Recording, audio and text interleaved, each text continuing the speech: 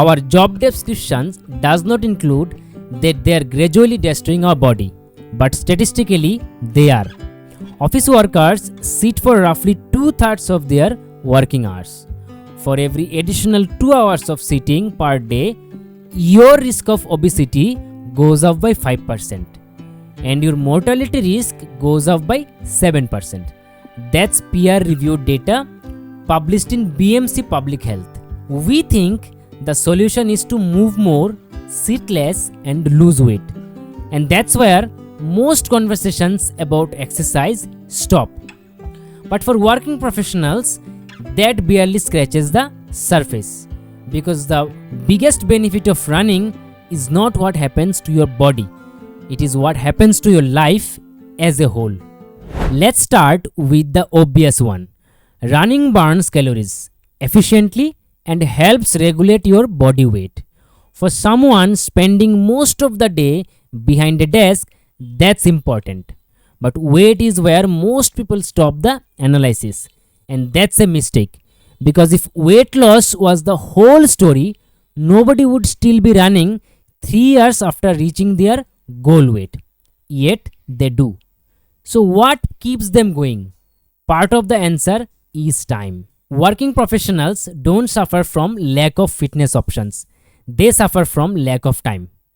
Running burns approximately 600 to 800 calories per hour, depending on body weight and pace. Walking burns around 250 to 300 calories.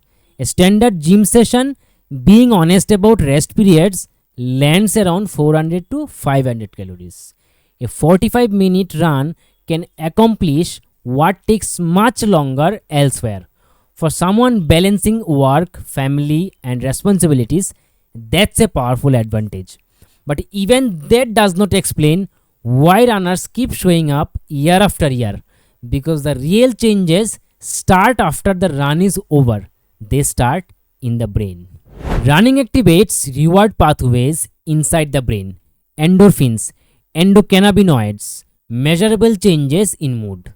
Research consistently shows that people feel better after a run. And that sounds nice, but working professionals are not paid for feeling good. They are paid for thinking clearly. Which brings us to the next effect.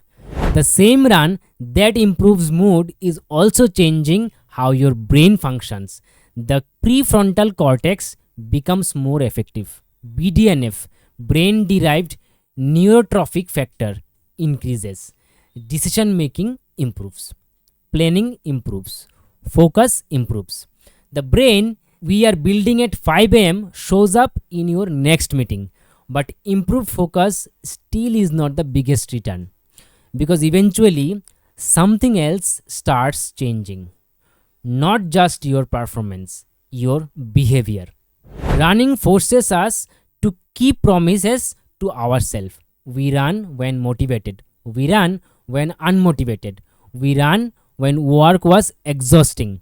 We run when the weather is bad. Over time, that pattern spreads. Sleep improves, food choices improve, consistency improves.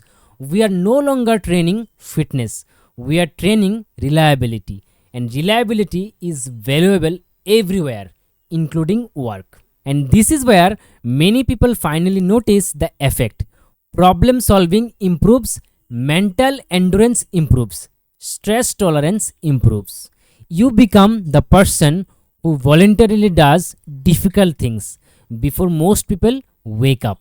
That signal is difficult to fake, but career benefits are still not the most important reasons to run, because eventually every professional encounters a bigger problem: time, aging, and the accumulated cost of sitting.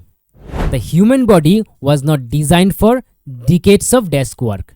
Research suggests that spending more than 6 to 8 hours a day sitting is associated with a significantly higher risk of cardiovascular disease, certain cancers, and premature death. And every additional hour of daily sedentary time has been linked to a higher risk of sarcopenia, the age related loss of muscle mass and strength, and to that higher rates of type 2 diabetes, musculoskeletal breakdown, elevated blood pressure, and impaired insulin sensitivity. The numbers are uncomfortable. Running acts against almost every one of those trends simultaneously. But health alone is not enough to keep people running for years. Something deeper starts happening. Eventually, we realize we are building something much larger, an identity, a separate scoreboard from your career, a place where effort and outcome remain directly connected. And that becomes increasingly important as professional life becomes increasingly uncertain. We train, we adapt, we improve. That feedback loop changes people. Nobody needs to convince a serious runner to eat better. The body handles that conversation. Running creates one of the fastest feedback loop available. And over time, that feedback loop quietly reshape your defaults.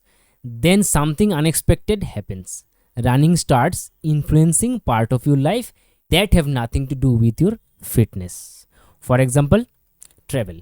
We stop seeing cities the way tourists see them. Running turns destinations into experiences, and that's a surprisingly meaningful upgrade to your life. But perhaps the most important effect is not what running does for us, it's what it does for the people around us. People copy what they see, children specifically. When family members watch someone train consistently, their definition of normal changes. Health becomes visible, discipline becomes visible, effort becomes visible. We don't need to teach those lessons, we demonstrate them, and eventually all of these effects leads to one final realization. At some point, the goal stops being the point. The race stops being the point. Even the fitness stops being the point. We no longer run to become runners. We run because we are runners. The goal and the identity merge. And that's when we realize that this was never really about exercise. It was about becoming the kind of people who continue to move forward.